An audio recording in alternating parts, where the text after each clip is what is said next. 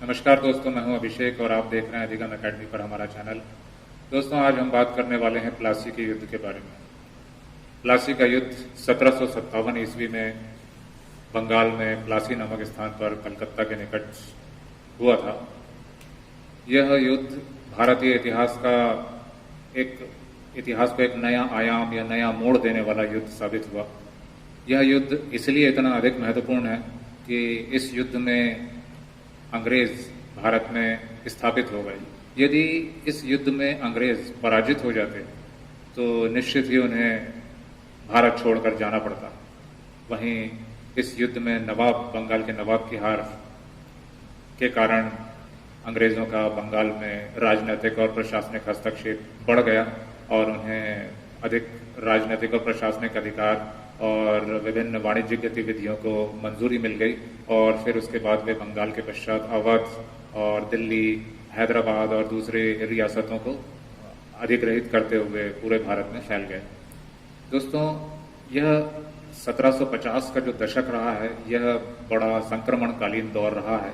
यह वह दौर है जबकि हमारे भारत पर बार बार विदेशी आक्रमण, अफगान आक्रमण हो रहे थे, जिसमें कि नादिर शाह दुर्रानी और फिर इसके पश्चात अहमद शाह अब्दाली के आक्रमण बड़े महत्वपूर्ण हैं।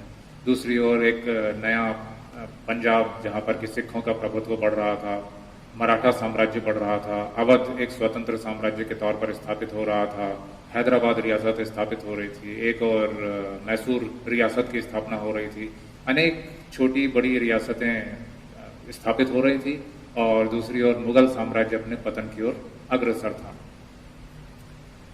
इस दौर में सबसे महत्वपूर्ण एक राज्य हुआ करता था जो कि बंगाल राज्य था और मुगल बादशाह मोहम्मद शाह रंगीला के काल में बंगाल के जो सूबेदार या बंगाल के जो नवाब बनाए गए थे वे थे मुर्शीद कुली खां। मुर्शीद कुली खां को स्वतंत्र बंगाल साम्राज्य का संस्थापक माना जाता है, जिन्होंने कि मुर्शिदाबाद को अपनी राजधानी बनाया और बंगाल साम्राज्य की स्थापना की। हालांकि बंगाल के नवाब मुर्शीद कुली खां अपने आप को मुगल बादशाह का प्रतिनिधि या उनके अधीन ही मानते थे, किंतु यहाँ से बंगाल की स्वतंत्रता की शुरुआत हो गई थी। इसके पश्चात जब औरंगजेब की मृत्यु हुई और बंगाल स्वतंत्र राज्य के रूप में स्थापित हुआ, तब बंगाल की आबादी में भी कई गुना वृद्धि हो गई। साथ ही साथ बंगाल से बड़ी मात्रा में राजस्व संग्रहित होता था और व्यापारिक गतिविधियां भी तेजी से बढ़ी और अन्य प्रकार की औद्योगिक गतिविधियां और कृषि का भी विकास हुआ।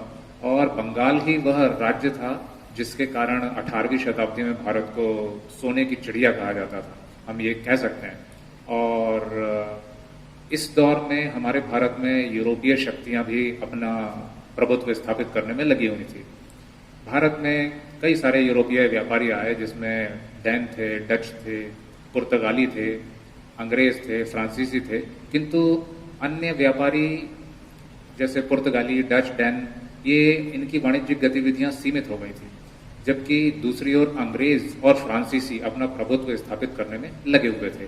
अंग्रेजों के इस दौर में सबसे बड़े प्रतिद्वंदी फ्रांसीसी थे और वे भारत से जो भी मुख्य रूप से सूती कपड़ा व्यापार जो होता था उस पर एकाधिकार स्थापित करने के लिए लड़ते थे। और बंगाल दोनों ही फ्रेंच ईस्ट इंडिया कंपनी और अंग्रेजों की जो ईस्ट इंडिया कंपनी थी उसके लिए बड़ा महत्वपूर्ण था।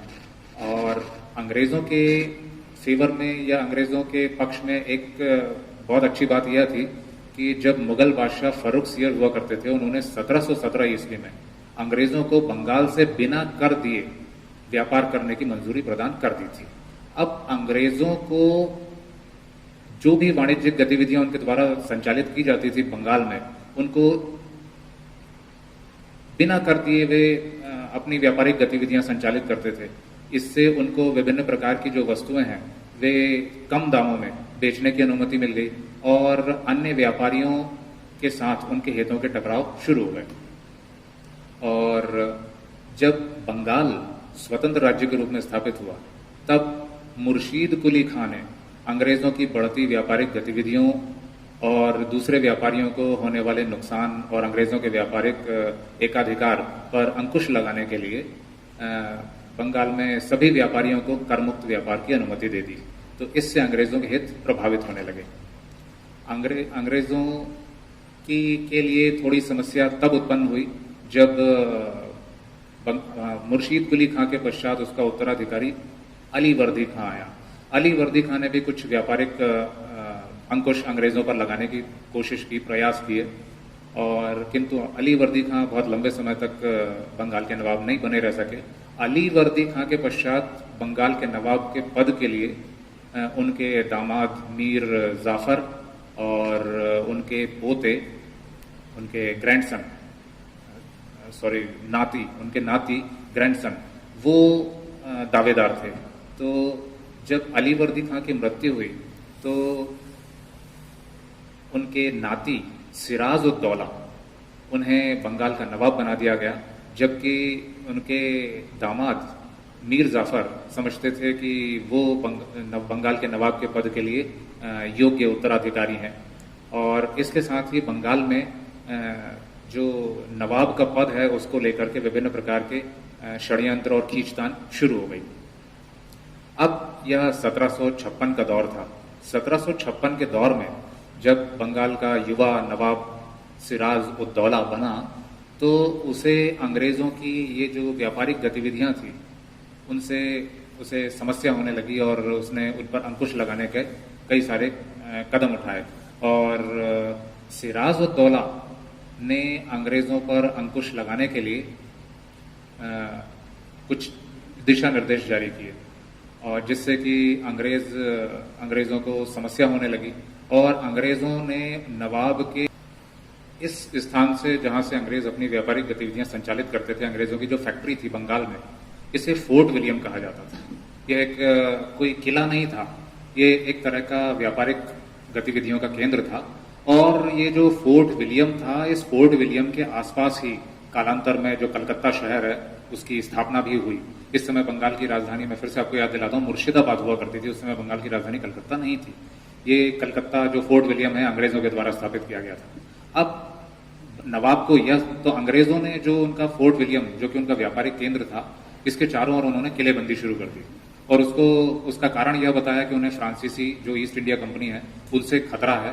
और दूसरी बात यह कि नवाब के जो विद्रोही होते थे या नवाब के खिलाफ जो षड्यंत्र करने वाले जो लोग होते थे, वो लोग भी भागकर मुर्शिदाबाद से यहाँ फोर्ट विलियम चले जाते थे और अंग्रेज उनको शरण दे देते थे। नवाब की एक दूसरी समस्या यह भी थी, नवाब ने अंग्रेजों के खिलाफ कार्रवाई करते हुए जो फोर्ट विलियम है, फोर्ट विलियम पर अचानक हमला बोल दिया। नवाब ने फोर्ट विलियम पर 21 जून 1756 ईस्वी को अचानक हमला बोला और इसके पश्चात नवाब ने अंग्रेजों को फोर्ट विलियम से खदेड़ दिया और फोर्ट विलियम पर कब्जा कर लिया। नवाब ने लगभग 146 अंग्रेजों को, जिसमें कि महिलाएं, बूढ़े और बच्चे भी शामिल थे, उन्हें बंदी बना लिया। और जो युवा अंग्रेज थे वे भागकर समुद्र के तट तक चले गए और तैरकर बंगाल की खाड़ी में एक ज्वारग्रस्त द्वीप हुआ करता था, आज भी है, उसको फुल्टा द्वीप कहा जाता था, जो कि ज्वार आने पर डूब जाता था और भाटा आने पर बाहर निकल आता था। तो ज्वारग्रस्त द्वीप पर शरण ले ली। तो जो अंग्रेज भागकर ज्वारग्रस्त द्वीप फुल्टा पर शरण ले चुके थे उन्हें तो नवाब ने छोड़ दिया, लेकिन लगभग 146 बंदी जो बनाए गए थे उनको उसने काल कोठरी में बंद कर दिया। और इस तरह से एक काल कोठरी की घटना घटित हुई जिसमें कि ये बताया जाता है कि नवाब ने अंग्रेजों के 146 लोगों को बंदी बना लिया और जब दूसरे दिन 24 घंटे बाद काल कोठरी को खोला गया तो उसमें केवल 21 अंग्रेज ही जीवित बचे थे। तो यह एक बड़ी निर्मम घटना मानी जाती है और इसे ब्लैक होल ट्रेजेडी के नाम से या ब्लैक होल त्रासदी के नाम से भी जाना जाता है। यह जो घटना है, इस घटना को लेकर के बहुत से इतिहासकारों में मतभेद है कि इस तरह की कोई घटना घटित नहीं हुई। यह अंग्रेजों के द्वारा नवाब को बदनाम करने के लिए की गई एक साजिश थी और अंग्रेज नवाब पर हमला करने के लिए कोई ना कोई कारण ढूंढ रहे थे। तो यह एक कारण बताया जा सकता था नवाब पर हमले के लिए। अब यह घटना घटने के पश्चात नवाब अपने दूसरे प्रशासनिक कार्यों में और अन्य कार्यों में व्यस्त हो गए। दूसरी ओर अंग्रेज लगातार इस बात को लेकर के प्रयासरत थे कि वो फिर से फोर्ट विलियम पर अधिकार करें और बंगाल से उनको व्यापार की अनुमति प्राप्त हो। अंग्रेजों की नौसैनिक शक्ति बड़ी